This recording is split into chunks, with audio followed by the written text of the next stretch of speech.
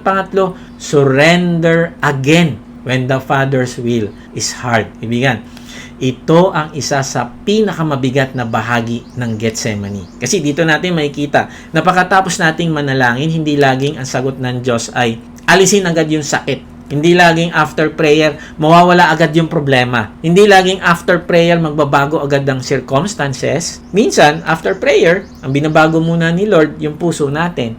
Minsan, ang victory ay hindi doon sa pagtakas. Minsan, ang victory nandun sa pagsuko. Basahin natin yung Matthew 26:42-46. Muli siyang lumayo at nanalangin. Ama ko, kung hindi po maaring maialis ang kopang ito, malibang inumin ko, mangyari nawa ang inyong kalooban.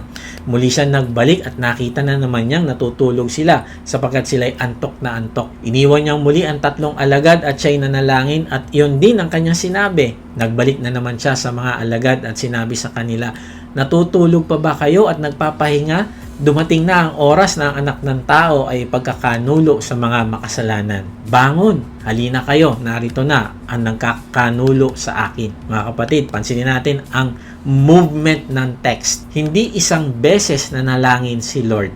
Muli siyang lumayo, muli siyang nanalangin, bumalik siya ulit, natutulog pa rin ang disciples, iniwan niya sila at nanalangin siya ulit sa ikatlong pagkakataon. Yun pa rin ang kanyang sinabi, Lord, not my will, but yours. Ibig sabihin, humihiling siya sa Ama, pero ang kalooban pa rin ng Ama ang susundin niya kahit mahirap. Ay Kuya Mike, kapag sinabi kong your will be done, ibig ba sabihin na bawal na akong humingi kay Lord na alisin yung sakit na nararamdaman ko?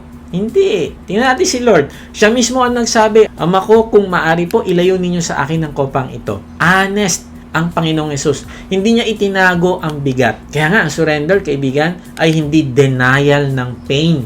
Ang surrender ay pagpapadala ng pain sa Ama at pagsasabing, Lord, masakit po ito, pero mas magtitiwala ako sa iyo kaysa sa gusto kong mangyari. Kaya nga, surrender again when the Father's will is hard means bumalik sa Diyos ng paulit-ulit sa panalangin hanggang ang puso natin ay muling yumuko sa Kanya. Nagtitiwala na ang Kanyang kalooban ay mabuti kahit masakit ang pagsunod. At dito natin kailangan makita ang difference ng commitment at surrender. Sabi ni Joseph Tison sa Romania, wala daw silang exact word para sa English word na commitment. At habang pinag-aaralan niya ito, nakita niya na may isang lumang salita na dati na ang ipinalit pala ay commitment. Ano yung salita na yon? Ito daw ay surrender. Pinalitan ng salitang commitment. Sa halip na surrender, ang ginamit na salita ay commitment. Ipinaliwanag niya ang kaibahan. Kapag commitment, ikaw pa rin ang may control. You can commit to pray. You can commit to read the Bible. Tama ba? You can commit to give. You can commit to serve. You can commit to lose weight. You can commit to be better. Pero ikaw pa rin ang magdi-decide kung hanggang saan, hanggang kailan, paano, at kung gaano kasakit ang kaya mong tanggapin. Pag talagang nahirapan ka na, pwede kang mag-quit. Pero ang surrender, iba. Kapag may taong may hawak na baril at sinabi niya, taas mo kamay mo, hindi mo sasabihin, wait lang, committed ako na magtaas ng kamay. Hindi. Automatic, itataas mo yung kamay mo. Ibibigay mo yung control sa kanya. Gawin mo na lahat ng gusto mo. Kunin mo na ang gusto mong kunin. Sa'yo na yan. Ikaw ang may control sa akin. Yan ang surrender. Wala nang bawian. Wala kang control. Hindi kasi yun commitment lang. Kaya nga, ang Gethsemane ay hindi lang picture ng commitment ni Lord. It is the picture of full surrender. Hindi lang sinabi ni Lord, Father, I am committed to the mission. Hindi. Ang sinabi niya, Ama ko, kung hindi po maaring may alis ang kopang ito, malibang inumin ko, mangyari nawa ang inyong kalooban. Ibig sabihin, Father, I surrender my will to yours. Nakakalungkot kasi marami sa atin committed kay Lord, pero hindi surrendered. Committed tayo kapag convenient. Committed tayo kapag kaya pa natin. Committed tayo kapag pasok sa schedule. Committed tayo kapag hindi masyadong masakit. Committed tayo kapag may blessing na kapalit. Committed tayo kapag may answered prayer. Committed tayo kapag may comfort. Pero kapag ang will ni Lord ay humingi ng forgiveness, mag-repent, mag-sacrifice, magpakita ng humility, honesty, purity, maghintay, o sumunod, dun lumalabas kung commitment lang ba ito o surrender talaga. Mga kapatid, commitment still wants control, but surrender gives control to God. Kaibigan, may mga season na kailangan mo isuko ng paulit-ulit ang puso mo sa Diyos. Akala mo kahapon na surrender mo na, pero pagising mo ngayon, nandyan na naman yung takot. Akala mo last Sunday na ilapit mo na kay Lord, pero Monday morning bumalik ang bigat. Akala mo okay ka na, pero may message, may bill na naman, may medical result na naman, may family conflict, may memory na biglang pumasok na naman sa'yo, bumalik na naman sa'yo, may grief at bumalik ulit yung burden. Hindi ibig sabihin mahina ang faith mo. Dahil kailangan mong isuko ito ulit. Normal lang ito. Minsan ang tunay na faith ay yung bumabalik ka sa Ama hanggang ang puso mo muling yumuko sa Kanya. Balik ka ng balik. Isipin mo rin ng isang batang tinuturuan ng tatay magbike. Hawak ng tatay yung likod ng bike. Takot na takot yung bata. Sabi niya, Daddy, wag mo akong bibitawan ha. Pero habang umaandar, unti-unti, binibitawan ng tatay ang hawak. Akala ng bata, iniwan siya. Akala niya, binitawan siya. Pero ang totoo, nasa likod pa rin yung tatay. Malapit pa rin. Ready pa rin na sumalo. Tinuturuan lang pala siyang magtiwala, mag-balance at lumago. Mga kapatid, minsan akala natin binitawan na tayo ni Lord. Pero tinuturuan niya pala tayong magtiwala. Akala natin walang sagot, pero pinapalalim niya yung faith. Akala natin iniwan tayo, pero malapit lang pala siya. Akala natin delayed. Ang takal naman nung prayer ko. Pero hinuhubog lang pala niya yung ating character. At habang sinasabi natin, Lord, bakit hindi mo na lang alisin?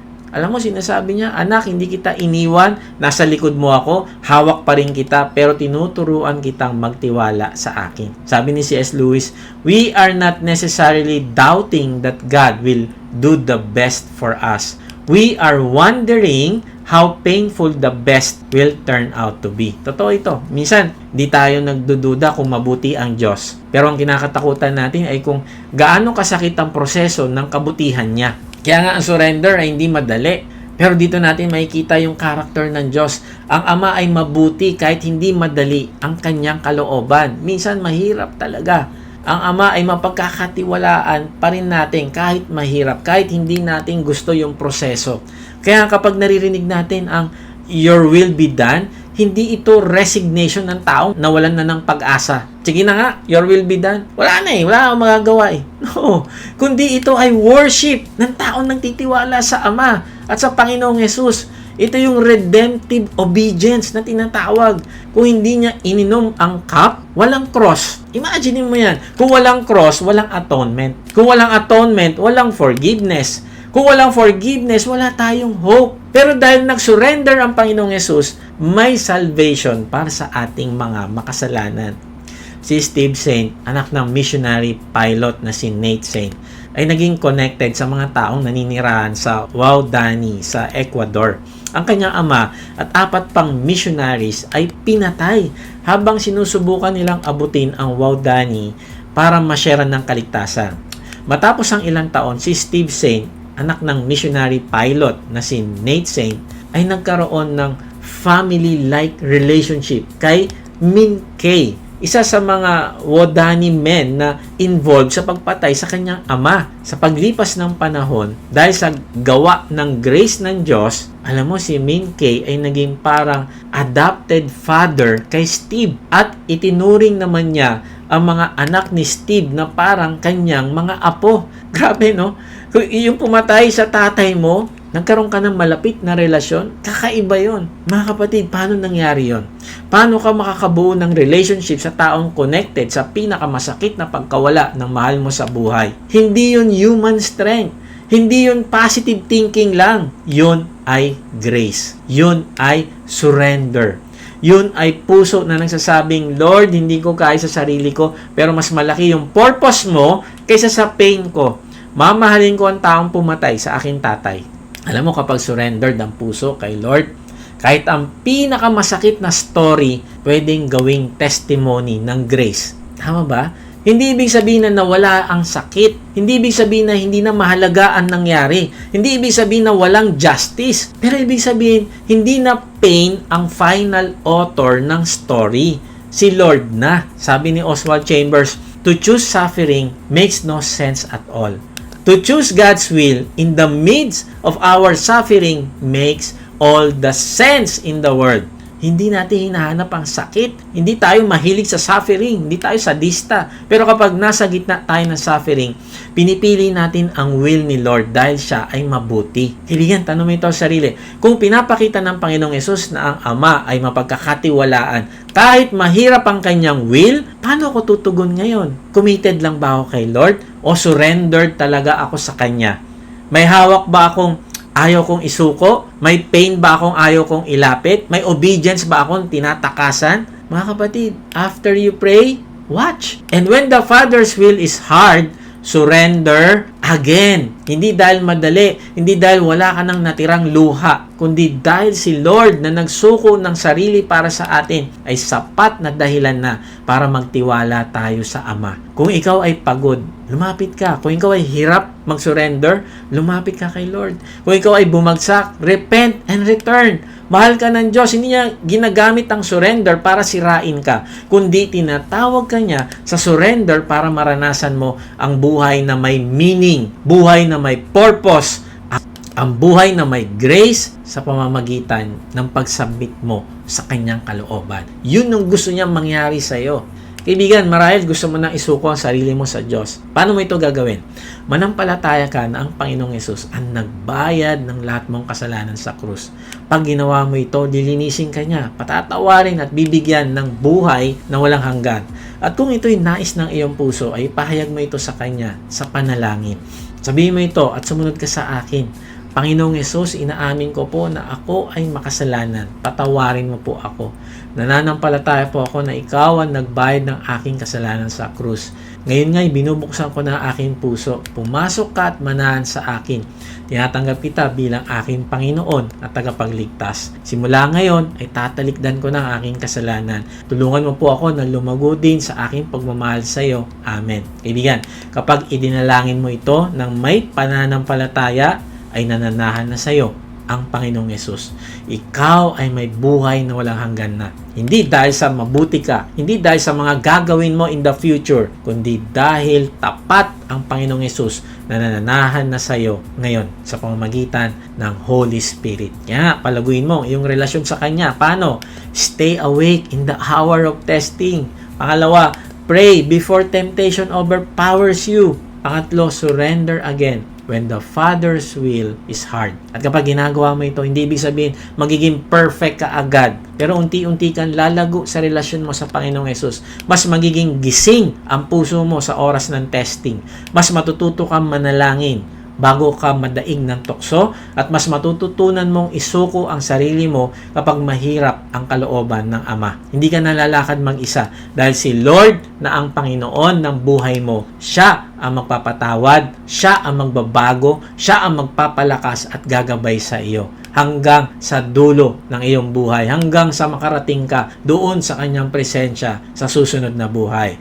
Kaya after the Amen, keep watching, keep praying, keep surrendering, and keep following Jesus. God bless.